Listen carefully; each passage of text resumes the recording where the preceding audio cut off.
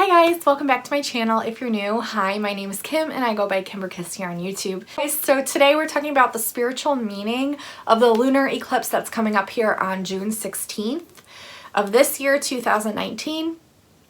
So there's a lot of energy from this lunar eclipse, as I guess you probably already can tell, but if you're not feeling it already. But the eclipse is going to be at 24 degrees Capricorn, a partial lunar eclipse. The moon is in Capricorn and aligns with Cancer's sun at 24 degrees. The energy is powerful and confrontational because of the close conjunction to Pluto. It's going to be a lot of power struggles and intense emotional reactions to things, and lots of compulsive behaviors.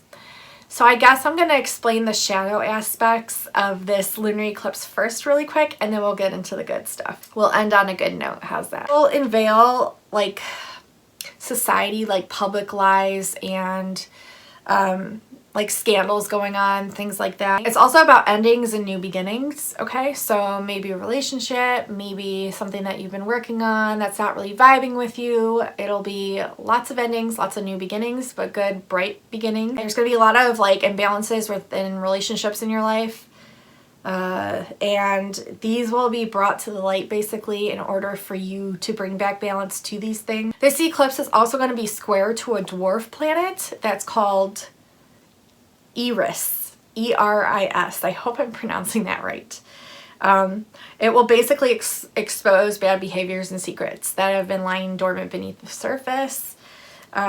This could cause obviously dramatic transformations in relationships and within the culture. With this lunar eclipse, you could be getting very vivid dreams, visions, psychic impressions, psychic intuitions and knowings, and lots of downloads. Make sure to always stay the observer and just stay aware of the emotions that you're feeling without reacting. So try to be the observer, try to have awareness without reacting to things the wrong way to avoid, intense emotions and things arising that don't really need to arise. It's all about like also the abuse of power, self-destructive behavior, addiction, spying, stubbornness. The dwarf planet Eris that I just mentioned is named after a Greek name that stands for the Greek goddess of strife and discord. And what Eris does is it's a feminine energy. It challenges the masculinity. It also challenges authority. So it's like a powerful warrior female force, and it's also going to unveil male misuse of power, dominance over or exploitation of women. So going to reestablish balance to gender imbalances by unveiling unacceptable behavior. Try to work out to where you are responsible yourself for any relationship difficulties. So instead of pointing the blame on the other person, try to take note of where you've kind of, I don't want to say messed up, but maybe could have done something a little bit better. The observer, bring awareness to these things. Also, do a lot of self-work. Do work on your own self-development. This is a great time to be doing that. Try to pay off some of your debts, and if you're not able to, at least get your bills organized. This is a great period of time to do this as well. You kind of know where you stand. Venus is also going to be trining Neptune. This energy is good for like relaxation, daydreaming, helpful energies, and it's also the energy of serving others. So where can you be giving back more? Can you be helping more in your community? Saturn is also sextiling Neptune. This is really positive. This brings about material gain from spiritual practices, from spiritual pursuits, from your life's purpose, your spiritual life's purpose. This is bringing back abundance to those things. So as a light worker, you're probably very happy to hear this, as I was. You can obviously make your dreams a reality, and just make sure you have a sensical, grounded approach to doing those things. Put in the steps, like implement the steps, so that way you are you have more of a clear and easier way of doing these things. There are fixed stars in also with this lunar eclipse.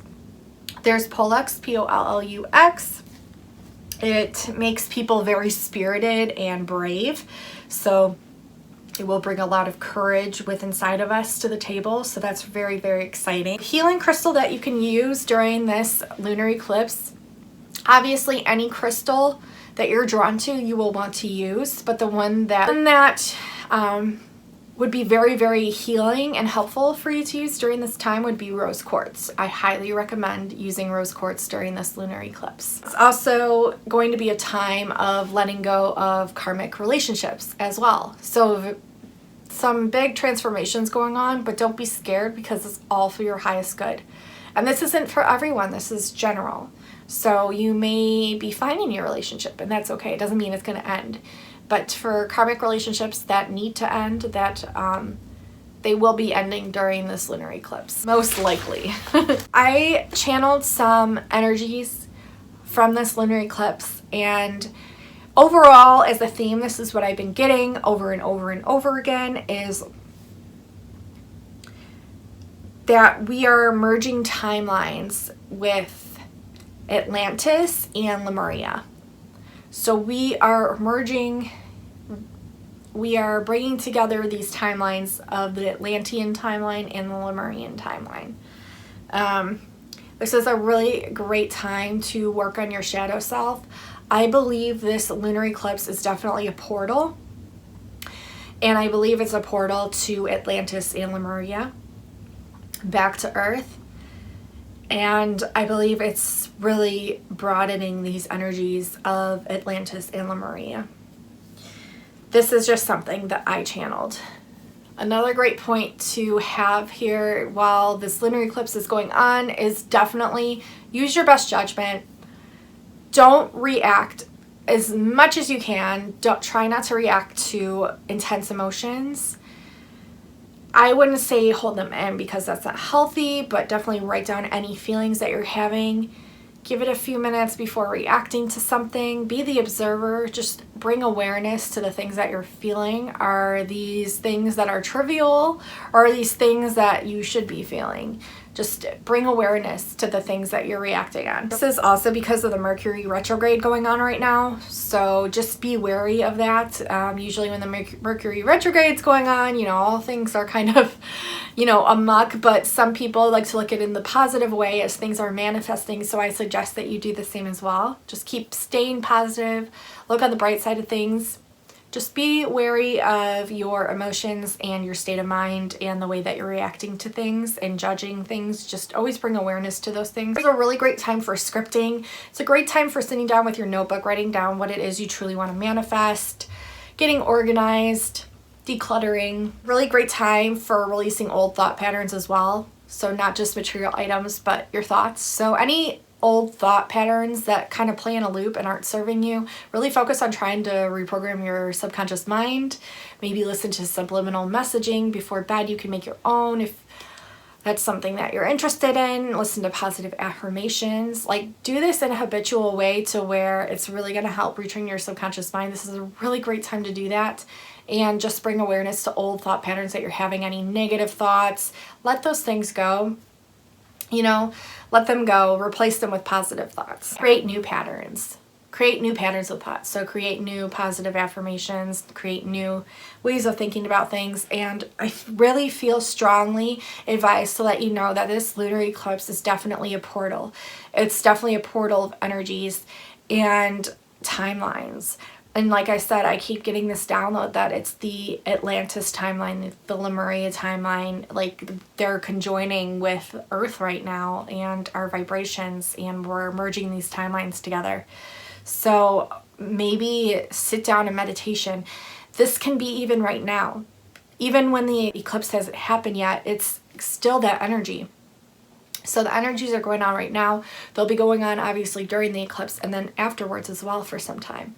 So take advantage of this energy and take advantage of meditating upon the timelines of Atlantis or Lemuria, whichever ones you're drawn to. I hope this video really helped you in understanding the lunar eclipse that's coming up. If you have any questions, and if you have any additional information that you have channeled as well, I would love to hear it. I would love to hear you guys' comments and what you think about this and what you plan to do for this lunar eclipse coming up here on the 16th. Let me know in the comments below. I love you guys so very much. Stay positive, keep doing you, and really write down your thoughts and feelings. I feel like it's a great time to do this right now with the energies. It's really going to help direct you into your next steps and your next movements forward. I love you all so very much, and I hope you have a great day. I hope this lunar eclipse brings you lots of abundance and faith and love and knowingness and positive transformation. I love you guys so much, and until next time, I'll talk to you soon.